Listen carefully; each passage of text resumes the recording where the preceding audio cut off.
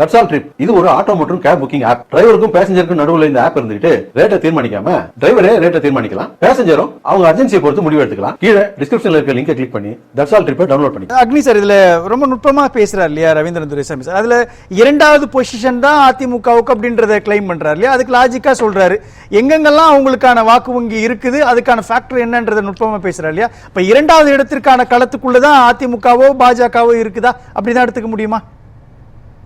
இல்ல ரவீந்திரன் துரைசாமி அவங்க பேசும்போது ஒரு வார்த்தையை சொன்னாரு பாத்தீங்களா. இப்ப இவர் சொன்ன வியூகங்கள் எல்லாம் விட்டுருங்க, இந்த பகுதி அது சேலம் தருமபுரி அதெல்லாம் சொன்னாங்க. ஆனா ஒரு வார்த்தையை தெளிவா அடிக்கோடிட்டு 2 முறை பயன்படுத்தினாங்க. தமிழ்நாடு முதலமைச்சரும் திமுக தலைவர் திரு மு.க. ஸ்டாலின் அவர்கள் தோற்கக்கூடியவர் அல்ல, தோற்கடிக்க முடியாதவர் அல்ல அப்படின்றார். இல்ல 1-to-1 தோற்கடிக்கலான்ற அதுக்கும் சொல்லிட்டார். நடக்க போறது சட்டமன்ற பொது தேர்தல். 2011 எதிர்க்கட்சி அந்தஸ்தை இழந்தது தான் திமுக, ரைட்டுங்களா. 2014 என்ன நடந்துச்சு? நாடாளுமன்றத்தில் 40 இழந்தவங்க தான் திமுக. இன்னைக்கு மீண்டும் வந்திருக்கிறது அப்படின்னு சொன்னா அது கூட்டணி. இன்னொரு விஷயம், அடல் பிகாரி வாஜ்பாய் அவர்கள் இந்தியா முழுவதும் ஆட்சி அமைக்கிறதுக்கு 23 கட்சி தேவைப்பட்டுச்சு. ஆனா 2026 சட்டமன்ற தேர்தலில் தமிழ்நாட்டில் ஆட்சி அமைக்கிறதுக்கு 21 கட்சி தேவைப்படுதுன்னா அப்ப நீங்க எதை நம்பி நிக்கிறீங்க? இன்னொன்னு சொல்றாங்க, அதாவது தேமுதிகவுக்கு 10+1 அப்படின்னு. அப்பா காலங்காலமா இருக்கிற விடுதலை சிறுத்தைகளுக்கு 6 தானா, அவங்களுக்கு ராஜ்யசபா சீட்டு தரமாட்டாங்களாம். ஆனா இப்ப வந்தவங்களுக்கு 0.5% எடுத்த 0.43% எடுத்த தேமுதிகவுக்கு 10+1 அப்படின்னா அப்ப கம்யூனிஸ்டுக்கு 2021 விடுதலை சிறுத்தைகள் 1%, 2024 2%. அப்ப 2% எடுத்தவங்களுக்கு 6% சட்டமன்ற உறுப்பினர் தான் தருவீங்களா? அப்படின்னா இது உங்க முரண்பாடா இல்ல சார்? அதை கூட விட்டுருங்க சார். என்னுடைய பார்வை ஒரு பொதுவான பார்வையா இருக்கணும்னு தான் நான் நினைக்கிறேன். தமிழ்நாட்டில் தன்னை நம்பி, தன் கட்சியை நம்பி, தன்னுடைய நிர்வாகத்தை நம்பி திமுக இந்த தேர்தலை சந்திக்கல. சரி, 2வது ஏன் சந்திக்க முடியாது அப்படின்னு சொன்னா, நீங்க நிர்வாகத்துக்குள்ள போனோம்னா உலக வங்கியில கடன், வரி உயர்வு அதெல்லாத்தையும் விட்டுருங்க. 151 பேர் அரசாங்க கவனக்குறைவினால் இந்த 5 ஆண்டு காலத்துல இறந்திருக்கிறாங்க. நாங்க நிறைய கட்டுப்படுத்த முடியல, மானாமதுரை அடக்க முடியல. அப்போ இவ்வளவையும் இப்ப என்னன்னா இவங்க எல்லாருமே என்ன நினைக்கிறாங்கன்னா, கூட்டணி அவர்கள் வாங்கிய 2024 அல்லது 2021 வாங்கிய வாக்கு சதவீதம் இதை வச்சுக்கிட்டு நாங்கள் நல்லாட்சி நடத்துகிறோம் என்று சொன்னால் மக்கள் என்ன முடிவெடுத்திருக்காங்க தெரியுங்களா? அக்னி சார் குறுக்கிடுக்க மாட்டேங்க. இந்த இடத்துல 4 பேர் இருக்கக்கூடிய ஒரு போட்டின்னு வந்துருச்சு, ஒரு மல்யுத்தம் வந்துருச்சுன்னா ஒரு பக்கம் 4 பேர் இருக்கிறாங்க, இன்னொரு பக்கம் 100 பேர் இருக்கிறாங்கன்னா நேருக்கு நேர் மோதுறாங்கன்னா யார் சார் ஜெயிப்பா? அதாவது யாரு ஜெயிப்பா அப்படின்னு சொன்னா தமிழ்நாட்டில் ஆளுகிற கட்சி தானே. நீங்க தொடர்ந்து இளைஞரணி மாநாடு நடத்திட்டே இருக்கீங்கல்ல. ஒரு ஆளுங்கட்சி நீருக்குள்ள இருக்கிற முதலை போல பலம் வாய்ந்தது. அதே முதலை நீரை விட்டு வெளியே வந்துருச்சுன்னா 4 சிங்கம் அடிச்சு விட்டுரும், ஒரு யானை மிதிச்சு விட்டுரும். ஆகவே அதுபோலத்தான் இவங்க ஆட்சி அதிகாரம், அரசு இயந்திரங்கள், கூட்டணி கட்சி என்கிற போலி பிம்பம், இதை வைத்துக் கொண்டு இவர்கள் வெளியில ஒரு பாவலா காட்டுறாங்களே ஒழிய. நான் கேட்கிறேன், எஸ்டிபிஐ புதுசா வந்திருக்கு, தேமுதிக வந்திருக்கு, ஐயா ஓபிஎஸ் வந்திருக்கிறாரு, எல்லாம் வந்திருக்கிறாருங்க. ஆனால் திமுக காரர்கள் வேலை செய்ய மாட்டார்கள். எப்படி சொல்றீங்க? அந்த கட்சியில இருக்கிறவங்களுக்கு சீட்டு கிடைக்காது சார். அது அடுத்த பிரச்சனை சார். இப்போ அது எப்படி அக்னி சார், உண்மையான கட்சிக்காரர்கள் காலம் முழுவதுக்கும் கட்சி மாறாமல் இந்த இயக்கம், இந்த கரவேட்டி, இந்த கொடி பறக்கணும் என்று இருக்கக்கூடிய திமுக தொண்டர்களை விட பிற கட்சியாளர்களை தமிழ்நாடு முதலமைச்சர் இதயத்தில் வைத்து நேசிப்பதுதான் அவருடைய முதல் பலவீனம். சார் இதே அணியை வச்சு தானே சார் ஜெயிச்சிருக்கிறாங்க. 2021 இருந்து 2026 நடக்க போற தேர்தல் வர நீங்க சொல்ற அதே கால்குலேஷனுக்குள்ள வந்தா நீங்க ஓபிஎஸ் சொல்றீங்கன்னு வச்சுக்கோங்களேன். ஓபிஎஸ் சொல்றதுக்கு முன்னாடி சேகர் பாபு இருக்கிறாரு, ஏவா வேலு இருக்கிறாரு, செந்தில் பாலாஜி இருக்கிறாங்க, எல்லாரையும் வச்சு தானே சார் ஜெயிச்சிருக்கிறாங்க. களத்துக்குள்ள வந்து அது அதிருப்தி ஏற்படுது அப்படின்னா இதுக்கு முன்னாடி ஒரு ஃபார்முலா இருந்திருக்கணும். அப்படி இல்ல. எனக்கு என்ன வருத்தம்னா, நீங்க சொன்ன 3 பேர் இல்ல 9 பேரும் அதிமுக கலந்து போன அமைச்சர். இப்ப நீங்க அந்த புள்ளிக்கு தானே. ஆனால் இப்ப நான் கேட்பது எல்லாமே சரி. நீங்க 2021க்கு பிறகு தமிழ்நாட்டில் நீங்க உங்க ஆட்சிக்கு தான் கணக்கு போடுவாங்க, ரைட்டுங்களா? விலைவாசி உயர்வு, கட்டமைப்பு, ரைட்டுங்களா? செயல்படுத்த முடியாதது, மது 55,000 கோடி, இதை காமிச்சு உலக வங்கியில மூலதன செலவுன்னு காட்டுனது. இதை மக்களிடம் கொண்டு போய் சேர்க்க இயலவில்லை. ஒன்னா. ரெண்டாவது, நீங்க மோடி எதிர்ப்புன்னு இவ்வளவு நாளா சொல்லிட்டு இருந்தீங்கல்ல, மோடி எதிர்த்தீங்கல்ல, எதிர்த்ததுனால தமிழ்நாட்டுக்கு திமுக செய்த சாதனை என்ன? ஒண்ணு கூட இல்லைங்க. இது அரசியல் வாக்கு யுத்தமா தான் நடந்துகிட்டு இருக்குது ஒழிய உடனே இப்படி சொல்லுவீங்க. அப்படின்னா 2021 வந்துச்சுன்னா 2024 ஏன் ஜெயிக்கலன்னு கேட்பீங்க. 2024 அதிமுக தனிச்சு நின்றதுங்க, பிரதமர் வேட்பாளர் இல்லைங்க. நீங்க இந்தியா கூட்டணியவே கட்டமைச்ச கதம்ப மாலைங்க நீங்க. ஆனால் நீங்க என்ன ஆச்சு? உடனே உங்க சொல்லுவாங்க நாங்க வந்தால் கொண்டு வருவோம்.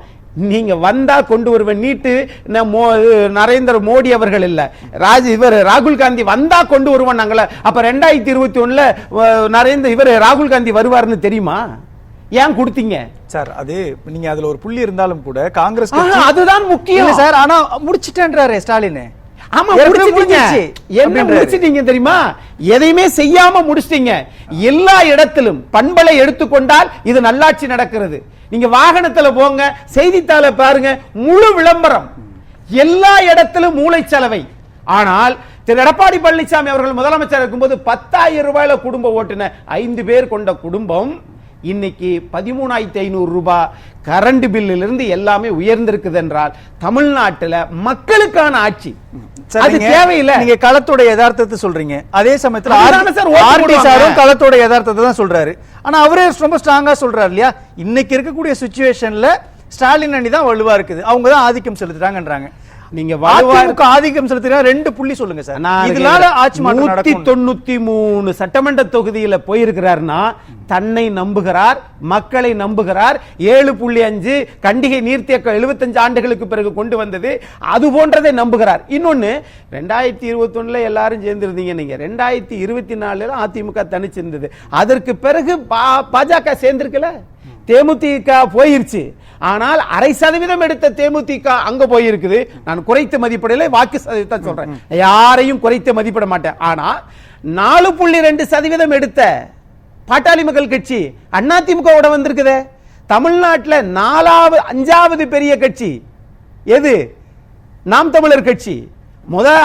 முத திமுக வாக்கு சதவீதத்தில், 2வது அதிமுக, 3வது நாடாளுமன்ற தேர்தலில் சொல்றேன், 3வது பாஜக 11.4, 4வது காங்கிரஸ் 10%, 5வது நாம் தமிழர் 8.2%, 6வது பாட்டாளி மக்கள் கட்சி 4.2. அப்போ நீங்க பாட்டாளி மக்கள் கட்சி இங்க வந்திருக்குது அப்படின்னா அது பலம் தானே. அமமுக 2021 அதிமுகவுக்கு பல தொகுதிகளில் சரிவை தந்தது. இந்திய நாட்டினுடைய உள்துறை அமைச்சர் அன்றைக்கு சொன்னார், ஆனால் எதிர்க்கட்சி தலைவர் கேட்கவில்லை. அன்றைக்கு முதலமைச்சராக இருந்தார், அவர் இங்க வந்திருக்கிறாரு. அது பலம் தானே. நுட்பமான இதுக்கு பதில் ஆர்டி சார் அவர் சொல்றது ரொம்ப லாஜிக் தானே சார். 2024 மக்களவை தேர்தல் எடுத்தா கூட முதல் 3 இடங்கள்ல இருக்கக்கூடிய வாக்கு வங்கி கொண்ட அணியில 2 அணி ஒரு இடத்துல இருக்குது. பாமகவும் அது கூட சேர்ந்துட்டாங்க, அமமுகவும் சேர்ந்துட்டாங்கன்னா வாக்கு வங்கி விகித அடிப்படையில திமுக விட வலுவான வாக்கு வங்கியை நான் கன்வெர்ட் ஆயிடுச்சுன்றாருல்ல. சரியா வரல தம்பி பேசினாரு. அவருக்கு தக்கன சில இடங்கள்ல சட்டமன்றமும் சில இடங்கள்ல பார்லிமெண்டும் பேசினாரு, அது அவர் உரிமை. நீங்க பாத்தீங்கன்னா டிஎம்கே அணி எடுத்தது 47.3 விழுக்காடு எடுத்தாங்க, அவங்க இன்டாக்டா இருக்கிறாங்க. கூடுதலா தேமுதிக அவங்க 2.7 எடுத்தாங்க, முபாரக் அவங்களும் கூட சேர்ந்து இருக்கிறாங்க. சோ 50 விழுக்காடு பலத்துல தான் அவங்க இருக்கிறாங்க. மேக்சிமம் ஆன்டி எஸ்டாப்ளிஷ்மெண்ட்ங்கிறது 1967 பெருந்தலைவர் காமராஜுக்கு இந்தி போராட்டம், மாணவர்கள் போராட்டம், துப்பாக்கி சூடுல கொல்லப்பட்டது, உணவு விலைவாசி உயர்வு, மக்கள் மாற்றத்தை விரும்பினது, மக்கள் தினம் எம்ஜிஆர் துப்பாக்கி சூடு, காமராஜருக்கு எதிரான உள்ள ஒரு 2 பிரைம் மினிஸ்டர் கமாண்ட் பண்ணக்கூடிய உயரத்துக்கு போனால உள்ள நெகட்டிவ் சோசியல் போலரைசேஷன் எல்லாமே 5 விழுக்காடு வாக்கு தான் அதிகபட்ச ஆன்டி எஸ்டாப்ளிஷ்மெண்ட்ங்கிறது தமிழ்நாட்டில். அந்த மாதிரி ஒரு ஆன்டி எஸ்டாப்ளிஷ்மெண்ட் இன்னைக்கு ஸ்டாலினுக்கு இல்லைங்கிறது என்னோட கருத்து. அரசின் மீதான அதிருப்தியால ஆட்சி மாற்றம் நடக்காதுன்றார். அப்படித்தான் சொல்றாங்க. ஆனா நீங்க மக்கள்கிட்ட போய் கேட்டீங்க அப்படின்னா எல்லா விஷயமுமே தலைகீழா இருக்குங்க. கூட்டணி அதிகமானதனாலேயே இங்க கடன் எல்லாம் குறைஞ்சிருச்சுன்னு நினைச்சுக்குவாங்களா? விலைவாசி எல்லாம் குறைஞ்சிருச்சு அப்படின்னு நீங்க நினைச்சுக்குவாங்களா? ஒண்ணுமே கிடையாது. எரிவாயு உருளைக்கு நீங்க சிலிண்டருக்கு 100 ரூபாய் தரணும், இன்னும் வரைக்கும் தரலைங்க. நீட்டு விளக்கு இன்னும் வரைக்கும் வரலைங்க. நான் ஒண்ணுக்கு சொல்றேன், நம்ம யதார்த்த அரசியலே பாருங்க. தமிழ்நாட்டில் 234 சட்டமன்ற தொகுதியில 200 பேர் ஆதரிச்சும் ஆளுங்கட்சியால் கொண்டு வர முடியல அப்படின்னு சொன்னா இவங்க அடுத்த ஆட்சி வந்து என்ன பண்ணுவாங்கன்னு நினைக்கிறீங்க? இது மக்கள்கிட்ட போயிருச்சா சார் இந்த கருத்துல? 200% போயிருக்குது. ஏன் தெரியுமா? 5 ஆண்டு காலத்துல வாங்கிய கடன் 5,65,000 கோடி 5 ஆண்டு காலத்துல. இப்ப நீங்க அண்மையில பாத்தீங்கன்னா ரோடு புறம் போட்டு பளிச்சுன்னு எல்லா லைட்டும் எரியுது. இந்த 5 ஆண்டு காலம் அது இல்லைங்க.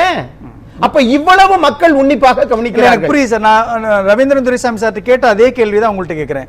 ஒருவேளை கூட்டணி தொகுதி பங்கீடு விஷயம் தொடர்பாக இந்தியா திமுக கூட்டணிக்குள்ள ஒரு சிக்கல் வந்துச்சுன்னா அதை எப்படி அவர் கால்குலேட் பண்ணுவாரு, எப்படி அதை முடிச்சு வைப்பாருன்னு கேட்கிறப்போ பாஜக எதிர்ப்புன்ற ஒரு புள்ளியில இணைவாரு சொல்றாரு. நீங்க இவ்வளவு விஷயங்களை மக்கள்கிட்ட கொண்டு போய் சேர்த்தாலும் பாஜக உள்ள வந்துரும், பாஜக ஆட்சிக்குள்ள வந்துரும். ஒருவேளை அதிமுக ஜெயிச்சாலும் கூட பீகார் மாடல் அடிப்படையில் அவங்க வந்து ஒரு ஆட்சி மாற்றத்தை ஏற்படுத்துவாங்க. இந்த த்ரெட்டன் எல்லாம் சொல்றாங்களே, இதெல்லாம் உங்களுக்கு மைனஸா இருக்குல்ல அதிமுகவுக்கு? நான் இந்த நியூஸ் 7ல ரீகன் சார் நீங்க வந்து ஒரு நுண்ணியமா ஒரு கேள்வி கேட்கறீங்க. நான் 2 கேள்வியை மட்டும் மக்களுக்காகவும் எனக்காகவும் நான் கேட்டுக்கிறேன். பாஜக எதிர்ப்புன்றீங்க, எதிர்த்ததனால் தமிழ்நாட்டிற்கு செஞ்ச நன்மை என்ன? நீங்க எதிர்த்ததனால தமிழ்நாட்டுக்கு பாருங்கப்பா பண்ணிருச்சுப்பா. ஆனா பாஜகவை எதிர்த்ததனால இன்னைக்கு வந்து கர்நாடக அரசாங்கம் நீங்க சொன்னாங்க பணத்தை ஒதுக்கி இருக்கிறாங்க நாங்க நிறுத்திட்டோம் அப்படின்னு சொல்ல முடியுமா? ஒண்ணு. 2வது, பாஜக எதிர்ப்புன்றது ஒரு போலி பிம்பம். இங்க அதிமுகவை பலவீனப்படுத்த வேண்டும் என்ற நோக்கம் தான் திமுகவின் தாரக மந்திரமா இருக்குது. அதனால இவங்க பாஜக வந்தா இது பண்ணிரும். நான் கேட்கிறேன், ஒரு கேள்வி கேட்கிறேன், தமிழ்நாட்டை விட்டு தமிழ்நாட்டுக்குள்ள மட்டும் பாஜக வரக்கூடாதா அல்லது இந்தியாவை விட்டே விரட்ட வேண்டியதானே திமுக? ஏன்னா இந்தியாவில் தமிழ்நாட்டை விட்டா பிற மாநிலங்களுக்கு பாஜக வந்தா கவலை இல்லை. இதுதான் திமுக போடுற நாடகங்களே பெரிய நாடகம். இந்தியாவை விட்டு அகற்ற முடியாது, ஆனால் தமிழ்நாட்டுக்குள் நாம் 8000 கோடி அறக்கட்டளை திமுகவினுடைய அறக்கட்டளையில் வச்சிருக்கிறோம். இந்தியா முழுவதும் மாநில கட்சியில தேர்தல் பத்திரத்தை 2வது பெரிய கட்சி, முதல்ல பாஜக, 2வது பெரிய கட்சி திமுக. ஆகவே நாம் ஒரு புறத்தில் இந்த பாஜகவை ஆதரிக்கல, ஆனால் பாஜகவை திமுக எதிர்ப்பதின் நோக்கம் நாம் இங்கு மோனோபோலி பாலிடிக்ஸ் பண்ண வேண்டும். அப்ப பாஜக உள்ள வந்துரும் அப்படின்ற ஃபேக்டர் வந்து ஒர்க் அவுட் ஆகாது. பிம்பம் கட்டமைக்க அதிமுக பலவீனமாகி விட்டது.